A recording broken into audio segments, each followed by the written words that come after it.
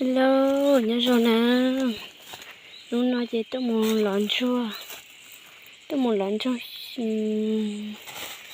xíu canh hồ. Thế thì mình lón hình thì chú mua đi nè. Thế mình lón hình thì chú mua liều. Tôi vừa thảo im mong thì tận này tôi chỉ lấy chua liều. Chỉ lấy chua lì thì thế chú mua lì.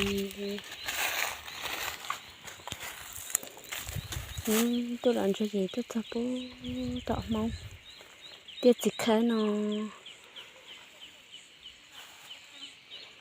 mong tiết dịch khá nó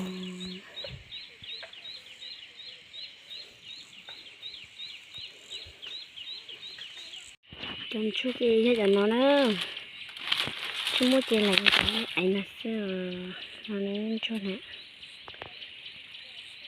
nó cá thế tiên nữa chẳng cho nó gì cho cá chấp lời sữa cá nữa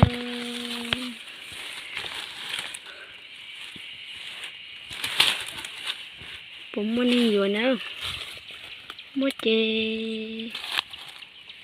mì xế tôi đâu cũ nữa còn mà đi thiệt tôi sạt trong nên nó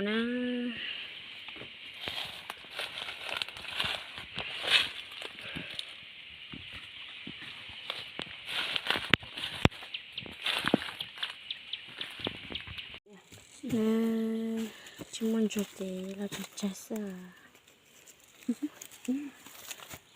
nó mòn nó xem nè nó cái gì cũng đi ta chỉ biết biết thôi gì khó gặp sao tôi chỉ giờ của lia chắc sẽ chính sao lúc bạn thọ